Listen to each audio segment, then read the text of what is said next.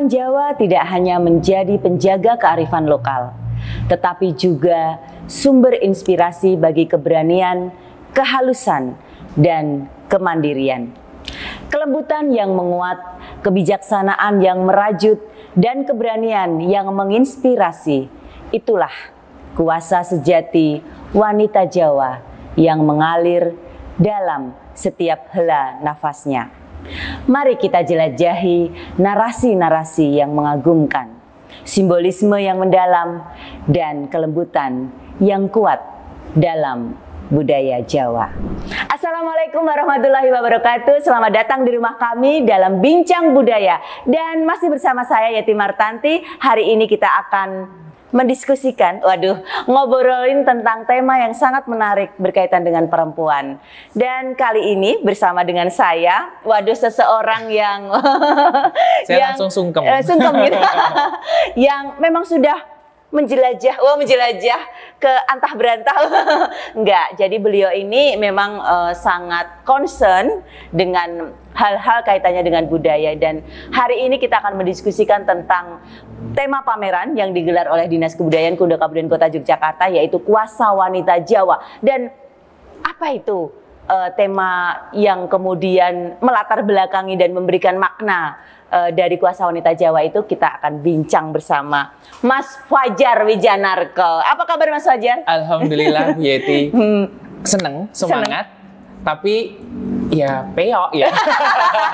Aduh, kok peok gimana nih? Karena memang energinya gitu. Kemarin beberapa hari terakhir memang energinya difokuskan untuk menyusun pameran ini dan membagikannya pada masyarakat, sehingga mereka yang berkunjung nantinya ke pameran mampu mendefinisikan ulang tentang wanita, tentang perempuan. Aku nggak usah tanya, langsung udah dijawab deh langsung. Begitulah kalau Mas Fajar. Mancing dulu. Iya, karena Mas Fajar Wijanarko ini kebetulan sebagai kurator dari pameran dengan tema Kuasa Wanita Jawa. Nah, waktu itu ini karena terintimidasi nggak sih?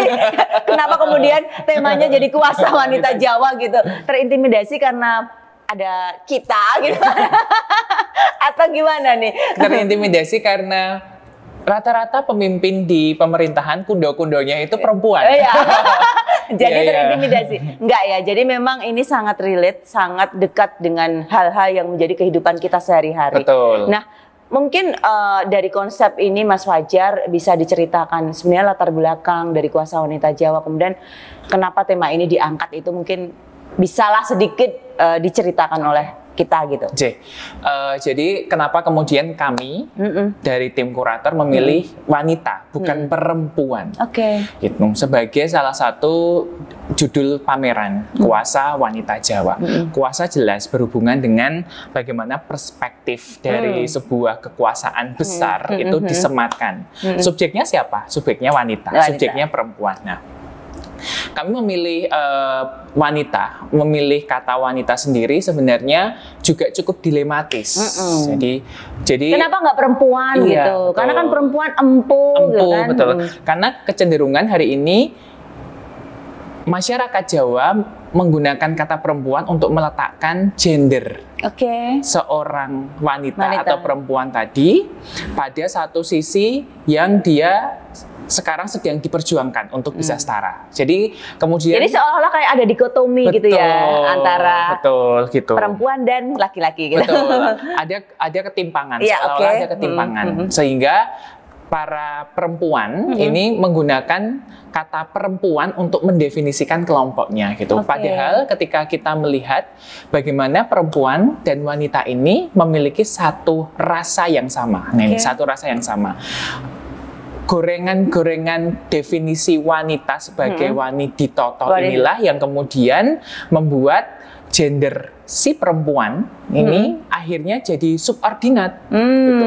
Padahal dalam tulisannya Pak Damarsjati, beliau adalah guru besar dari filsafat, menyebut bahwa wanita sebagai wanita toto mereka memiliki daya kompromis di mana mereka bisa duduk di depan sebagai subjek yang waninoto, sekaligus menjadi bagian yang lebih besar makro wani ing topo. Bagaimana seorang perempuan ini memiliki daya juang dan keprihatinan yang jauh di atas laki-laki. Sederhana kalau kita melihat 9 bulan, siapa yang kemudian mengandung?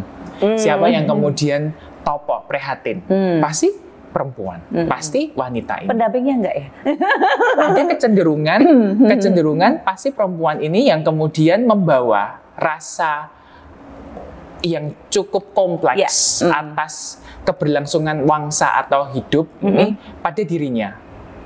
Jadi tidak salah ketika kemudian Pak Peter Carey menyebut bahwa perempuan ini adalah penerus wangsa, gitu. Karena memang dari laku prihatinnya sendiri saja sudah cukup panjang, gitu. Nah, kalau misalnya kita melihat dari konteks perempuan ataupun wanita pada saat ini, kalau menurut Mas Fajar sendiri seperti apa begitu? Karena kan kita sudah banyak melihat peran-peran perempuan juga, wanita juga sudah sangat luar biasa begitu di dalam kehidupan masyarakat maupun dalam kehidupan apapun lah yang berpemerintah, dalam pemerintahan, dunia bisnis apapun sekarang kan sudah banyak yang kemudian ya peran aktif gitulah di situ. Sepakat. Jadi kalau bicara tentang bagaimana peran perempuan atau peran wanita di Jawa sendiri, karena saya pembaca sejarah, gitu. Jadi ketika bicara tentang bagaimana subordinatif perempuan atau wanita ini terjadi dalam kebudayaan Jawa, itu tidak relate pada diskusi pameran ini. Karena apa? Sejarah panjang dari kebudayaan Jawa menyebut bahwa banyak sejarah-sejarah perempuan yang dia sudah berada di catatan terdepan.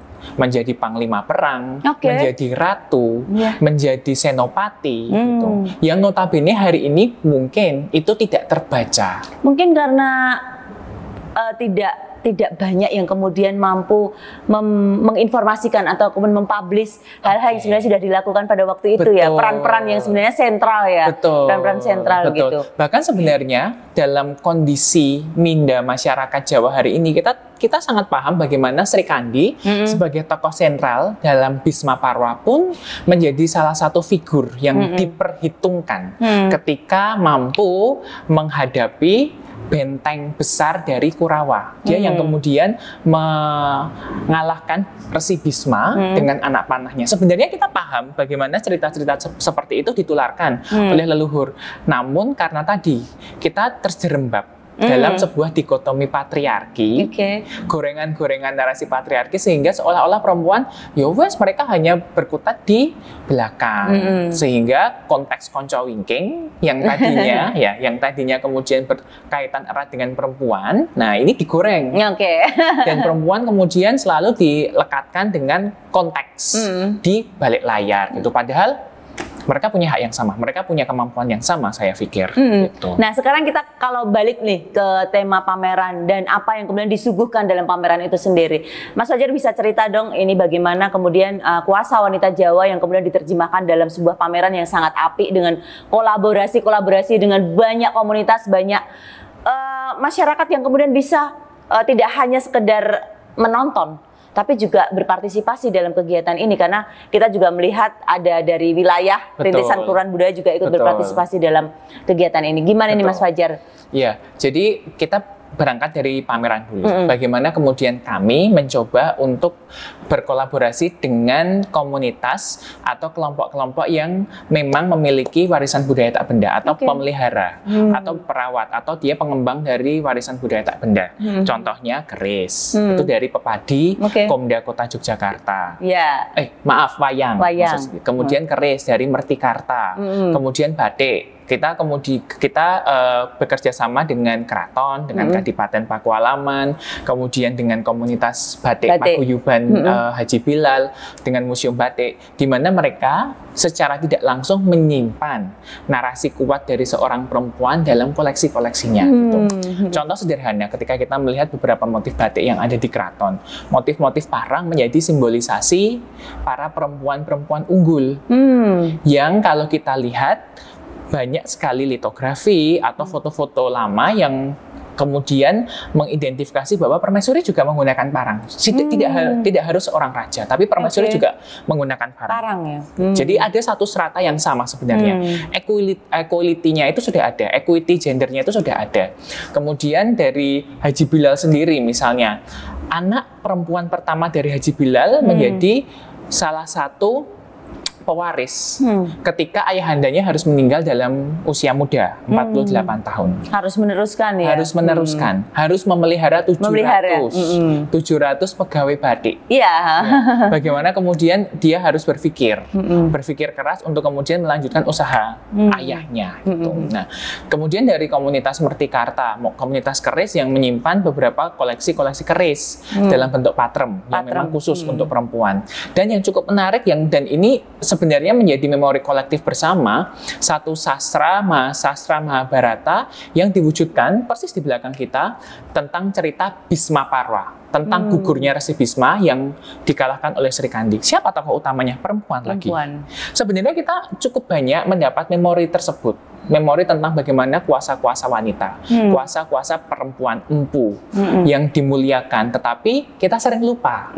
Kita merasa bahwa satu dikotomi sosial menganggap gender perempuan ini adalah gender yang lemah atau kemudian subordinat atau harus berada di belakang. Nah, ini sebenarnya lekat dengan masyarakat Jawa yang selalu menceritakan bahwa kalau perempuan itu meraati, sosoknya menawan hati. Gitu. Perempuan itu layak dipingit. Padahal dari sisi diskusi sejarah terkait dengan dikotomi meraati atau kemudian definisi pingit, ini kan justru malah membuat perempuan berada di sektor belakang gitu. Nah, tapi kadang perempuan juga seneng gitu.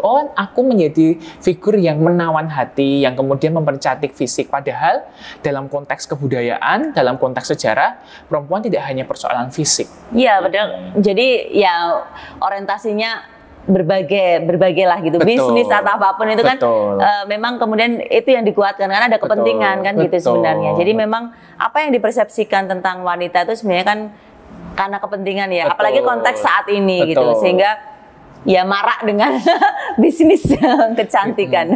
Tapi apapun itulah, yang penting kan bagaimana peran-peran itu ada di masyarakat gitu. Nah, bagaimana menerjemahkan kuasa wanita Jawa dalam sebuah pameran yang kemudian mengkolaborasi banyak pihak begitu. Nah, tantangan terbesar dari mengcreate sebuah pameran yang mengkolaborasi dengan banyak pihak, bagaimana kemudian menempatkan yang tepat begitu kan untuk sesuai dengan tema itu sendiri, gimana Mas Fajar? Jadi sebenarnya ada yang belum terjawab tadi tentang RKB. Oh iya. Ya, jadi bagian RKB inilah yang kemudian menjadi satu langkah strategis dari pemerintah yang kemarin kemudian dikutip langsung oleh Pak Sekda, di mana RKB sebagai daya dukung kebudayaan praktis di masyarakat berperan langsung dalam sektor-sektor yang dia langsung bisa diaplikasikan di masyarakat. Iya, karena langsung di masyarakat. Sepakat. Nah, dari RKB ini mereka kemudian membaca bagaimana potensi dari kelurahan budaya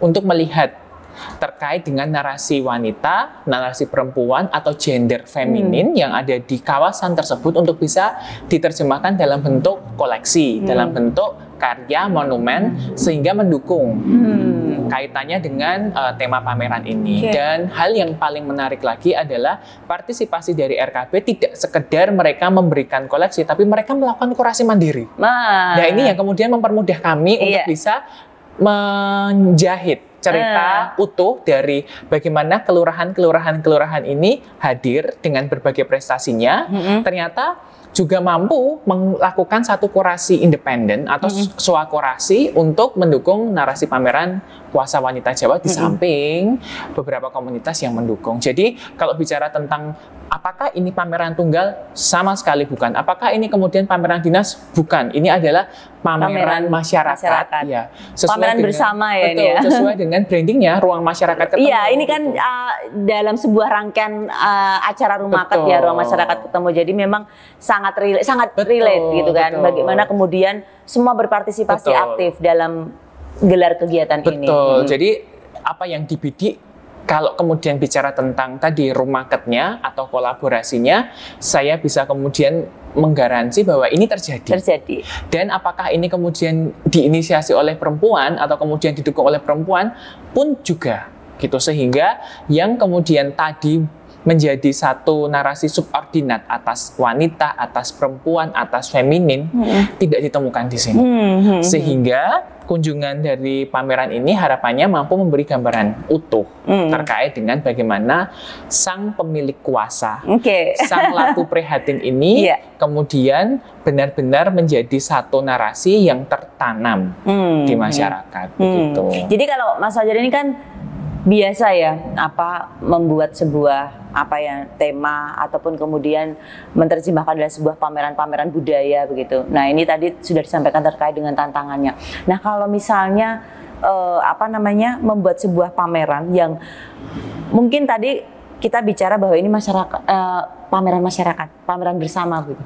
Jadi, apakah ada sesuatu yang mungkin bisa diceritakan yang benar-benar membedakan dengan pameran-pameran Mas Fajar sebelumnya begitu? Karena kan mengkurasi juga banyak materi-materi yang kemudian harus sesuai dengan temanya, dan ini miliknya banyak pihak begitu. Ini gimana? Padahal banyak pihaknya ini juga termasuk tokoh-tokoh begitu kan? Ini gimana Mas Fajar? Ya, jadi kalau kemudian bicara tentang apa yang membedakan dari pameran yang selalu kami produksi, kami biasa berorientasi pada satu institusi. Gitu. Nah, di pameran ini kita tidak hanya berorientasi pada satu institusi, tapi kita kemudian memang berawal dari institusi besar, dua projo yang ada di Yogyakarta, Keraton dan Kadipaten. Gitu. Jadi Keraton Yogyakarta dan Kadipaten Pakualaman ini menjadi satu cengkorongan, kami menyebut cengkorongan besar untuk kemudian bisa membidik beberapa partisipasi dari masyarakat. Jadi partisipan dari masyarakat inilah yang kemudian kita coba gali potensinya dan kita kerucutkan pada satu tema tadi puasa wanita, sehingga hari ini muncullah banyak kolaborasi gitu, dari Paguyuban Haji Bilal, kemudian dari Museum Batik, kemudian dari Pepadi, kemudian dari Mertikarta, kemudian dari RKB yang mungkin saja kalau dirunut dalam sejarah pameran di kota ini tidak banyak dilakukan atau malah cenderung belum dilakukan gitu. Jadi bagaimana masing-masing dari komunitas atau kelompok ini punya peran. Nah, ini yang kemudian menjadi pembeda, di mana mereka mengedepankan apa yang mereka miliki, potensi apa yang mereka miliki untuk bisa dinikmati dalam satu tema besar. Jadi memang room market ini sangat memang harus banyak gerakan-gerakan untuk kemudian bagaimana room market ini semakin merakatkan merakatkan dan menjadi ruang masyarakat ketemu beneran. Jadi ini berarti harus terus berkelanjutan karena ini ya juga sudah yang ketiga kalinya kita melaksanakan room market, dan yang menarik juga kan banyak kemudian pendukung dari acara tersebut gitu. Artinya bahwa bagaimana kemudian pameran ini bisa diterjemahkan dalam kegiatan atau aktivitas-aktivitas yang kemudian mendukung dan justru menguatkan, memperkaya juga begitu.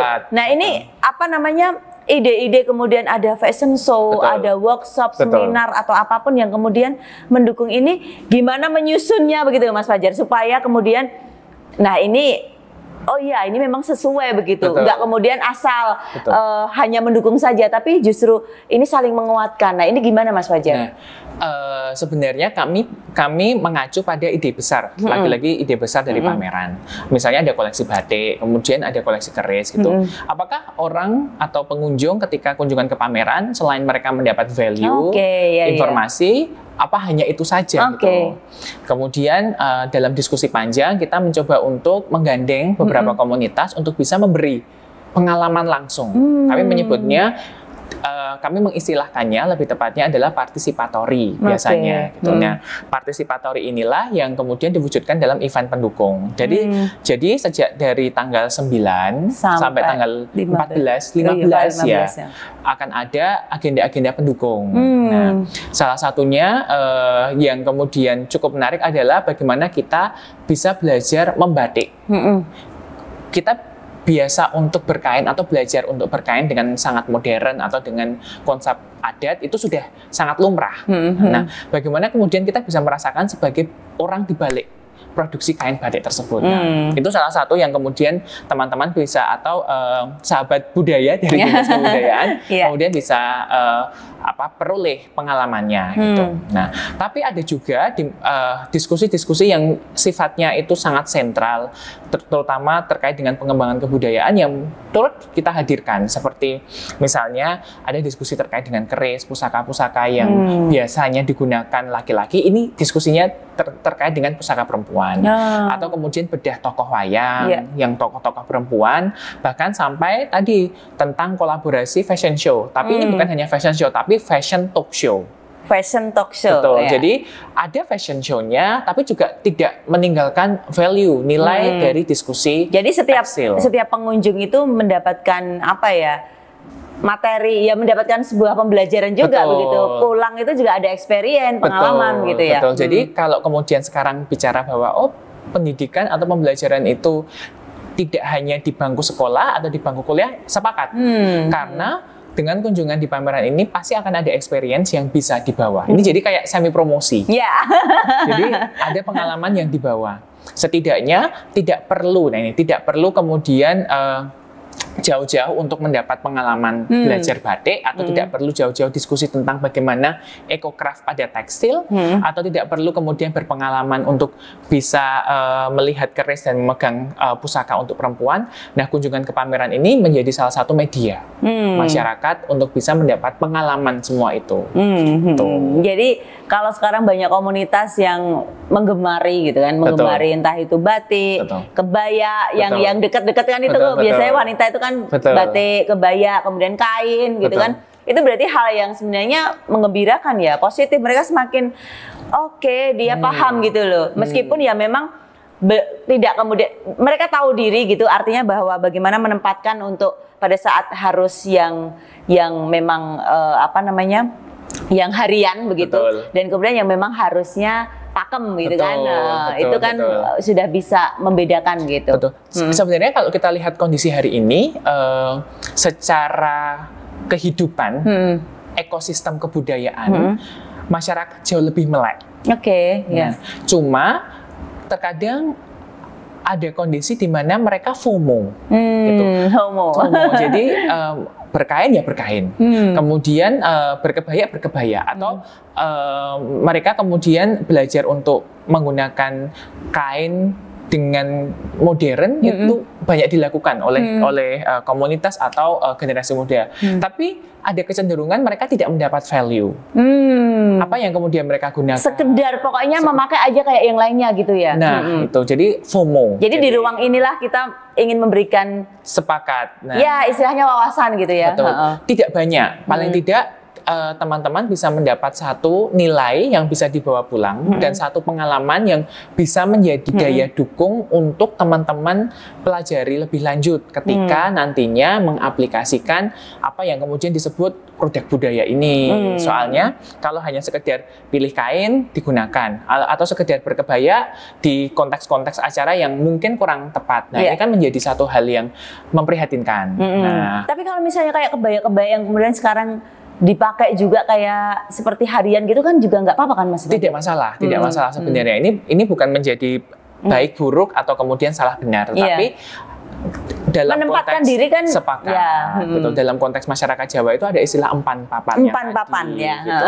Terkadang konteks empan papan itulah yang tidak didukung dengan pengetahuan yang cukup atau nilai-nilai yang cukup yang kemudian mereka miliki, sehingga ya udah asal pakai, atau kemudian nyuwun sewu, ada beberapa hal yang mungkin dirasa kurang menarik atau kurang pantas untuk digunakan dalam momen tertentu. Nah, disinilah di pameran ini dan di berbagai kegiatan pendukung, hal-hal yang kemudian tadi dirasa tabu atau kemudian informasinya masih simpang siur di masyarakat itu akan dibahas. Akan dibahas. Jadi itu yang perlu dibahas ya. Sesuatu yang mungkin masih dianggap iya nggak sih, benar nggak sih, padahal nggak ada yang benar salah ya.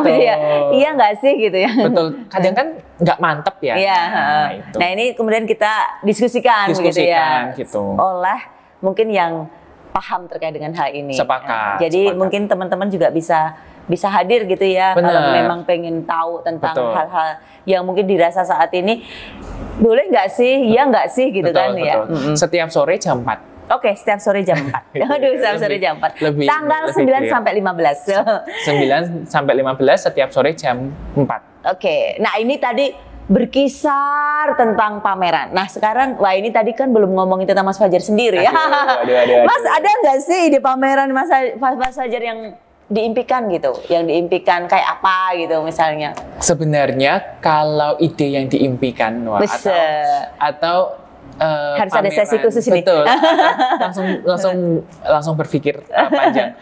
Sebenarnya hari ini kami dari tim kurator yang kerap sekali membuat pameran-pameran, kami merasa bahwa masyarakat tidak lagi membutuhkan koleksi secara langsung, terkadang seperti itu. Atau mereka senang melihat koleksi secara langsung, tapi ada bagian yang dinamis yang kemudian bisa mereka sentuh, atau ada bagian di mana mereka bisa mengaktifasi panca inderanya. Sehingga bukan kemudian ide pameran apa, tetapi ingin mengkolaborasikan bagaimana koleksi yang sekarang kemudian kita maknai sebagai bagian dari kebudayaan adiluhung bertemu dengan teknologi. Gitu. Jadi masyarakat tidak hanya sekedar melihat bukti nyatanya, oh koleksinya ada, tetapi mereka juga bisa berpartisipasi dalam atraksi atau kemudian dalam kolaborasi teknologi ini, sehingga yang tadinya mungkin hanya sekedar dilihat, tapi kalau ada sentuhan teknologi, mereka kemudian bisa ngudari, mereka bisa kemudian hadir secara langsung, tidak hanya menjadi tadi kalau orang kunjungan kan seolah-olah mereka hanya sekedar kunjungan, tetapi tidak menjadi subjek langsung. Nah ini kalau dengan mungkin kayak wayang gini ya, terus kita nyentuh yang wayang siapa, terus langsung teknologi terbuka, dia tuh siapa, terus punya senjata apa, kayak gitu ya. Seperti dalang kalau kemudian mereka mencoba untuk bermain karakter. Kalau karakter Srikandi maka suaranya akan seperti ini, karakternya Bisma akan seperti ini. Dan mungkin juga pengunjung bisa menirukan gitu ya. Jadi hal-hal yang seperti itu ya. Jadi pendalaman karakter dan nilainya akan jauh lebih bisa tersampaikan ke masyarakat. Apalagi kan generasi sekarang kan generasi visual. Jangan dekat ya dengan generasi visual, benar. Dekat dengan teknologi, teknologi, dan ternyata generasi visual. Jadi kalau katakanlah melihat lukisan pasti pengen megang. Padahal kadang kan nggak boleh ya. Makanya harus ada teknologi yang kemudian bisa mereka rasakan, mereka sentuh gitu kan, dan mereka experience langsung gitu dengan lukisan itu. Iya sih, memang teknologi harus dimanfaatkan untuk kepentingan bagaimana menginternalisasi nilai-nilai budaya itu sendiri ya. Betul, sepakat. Jadi teknologi, kalau mengutip Hamengkubuwono ke-10 bahwa teknologi adalah produk modern. Tapi kita tidak perlu menjadi barat. Jadi westernisasi tidak sama dengan modernisasi. Dan harapannya ini bisa kemudian kita kerja sama dengan beberapa komunitas ke depannya. Gitu. Bagaimana sekarang ada langkah-langkah strategis nih untuk bisa merawat dan melestarikan kebudayaan, tidak sekedar kemudian mereka membaca atau tidak sekedar pada praktek-praktek yang konvensional, tapi ada praktek-praktek yang cenderung lebih dinamis dan fluid, cukup cair untuk bisa mereka gunakan dalam rangka merawat kebudayaan ini. Gitu. Wah menarik sekali ya, masih muda cerita tentang kebudayaan, tapi tetap muda terus. Amin, itu penting. Mas Fajar, ini mungkin sebelum kita tutup ya, apa harapan Mas Fajar tentang ya mungkin banyak aktivitas khususnya pameran-pameran kebudayaan? Kalau harapan besar dan harapan selain tadi harus kolaborasi dengan teknologi. Betul. Harapan besarnya sebenarnya yang sekarang masih menjadi krisis pengetahuan terkait dengan kebudayaan, semoga bisa dikembangkan dan disampaikan pada masyarakat lebih luas. Jadi terkadang kita melihat bahwa krisis pengetahuan akan kebudayaan itu masih menjadi gap. Siapa yang punya kesempatan untuk mendapat informasi itu, ya mereka akan mendapat. Tapi mereka yang tidak mendapat atau mereka yang berjarak dengan informasi tersebut seolah-olah acuh. Padahal nggak paham memang, nggak tahu, sehingga memang harus dikomunikasikan, diinformasikan kan seperti itu. Padahal hari ini kita hidup dalam satu kota yang kemudian mendapat predikat kota budaya. Berarti harus ada cara gitu. Harus cara yang tepat kalau dengan anak-anak seperti ini, dengan anak muda seperti ini, dengan orang yang mungkin sudah senior ya kan, harus seperti apa gitu. Harapan besarnya itu menikah. Jadi harapan besarnya adalah bagaimana kontes kebudayaan ini saya yakin yang hidup dalam kondisi masyarakat hari ini mampu tersebarluaskan di berbagai kalangan, sehingga ketika kita duduk itu sama tinggi, sama rata. Ini closing statement nggak ini? Enggak dong. Enggak, belum tahu. Kemudian kalau berdiri ya sama tinggi ketika bicara tentang kebudayaan. Bukan kemudian yang sepuh nyon sewu, kemudian yang sepuh punya kesempatan untuk memberi menggurui mungkin, atau kemudian ya lebih banyak mungkin memberikan informasi gitu, ya harus diinformasikan ya. Sepakat. Mungkin cuma cara sebenarnya. Kalau kita lihat hari ini begitu, mungkin sebenarnya cara, karena yakin banyak teman-teman gitu, teman-teman apalagi yang semalam menyaksikan kolaborasi wayang itu kan semuanya dalang anak-anak itu. Jogja kebudayaan baik-baik saja. Ya, betul. Ya, jadi wah baik-baik saja gitu, baik-baik saja. Oke, gitu. Secara kondisi. Makanya ini justru sebenarnya cara saja, karena juga banyak yang lainnya yang mungkin harus lebih dioptimalkan. Karena kan jangan sampai kita itu marah-marah begitu pada saat ada milik kita diklaim, nggak boleh seperti itu. Berarti kita harus ya dari diri kita sendiri juga, dari masyarakat juga untuk bersama-sama bagaimana melestarikan dan mengembangkan, juga memanfaatkan kebudayaan itu supaya masa ya artinya juga berkelanjutan begitu kan. Sepakat. Apalagi persoalan resiliensi, upaya untuk beradaptasi hari ini kan harus benar-benar lebih strategis lagi, lebih aplikatif lagi. Tidak hanya persoalan ngopeni, tapi harus pada tahap andarbeni. Andarbeni. Oke, Mas Fajar, closing statement dong. Kalau ya closing statement, sebenarnya kalau bicara kebudayaan hari ini tidak pernah ada kata habis. Tapi satu hal yang perlu kita pahami, bahwasanya kebudayaan bukan persoalan ngopeni tadi, tapi juga persoalan andarbeni. Bukan hanya merawat, tapi juga memiliki. Oke. Senang sekali ya kalau anak muda ngomongin kebudayaan, tapi ya kemudian bisa diserap, diserap, dan kemudian masyarakat semakin menyukai gitu kan. Makanya banyak kerja-kerja budaya. Amin. Banyak bikin pameran bersama gitu, yang mengkolaborasikan banyak pihak. Makasih Mas Fajar sudah hadir di rumah kami di Bincang Budaya. Besok akan ada hal menarik lain kita diskusikan. Amin. Terima kasih Mas Fajar. Ditunggu kolaborasinya. Sukses selalu. Matur nuwun. Dalam setiap helai kain batik, dalam setiap gerak wayang, dan dalam setiap sinar keris, terpahatlah kekuatan dan kebijaksanaan wanita Jawa. Dalam membentuk jalinan sejarah dan kehidupan kita, terima kasih telah bergabung dan selamat menjalani perjalanan penuh kebijaksanaan dan kekuatan. Salam budaya, lestari budayaku.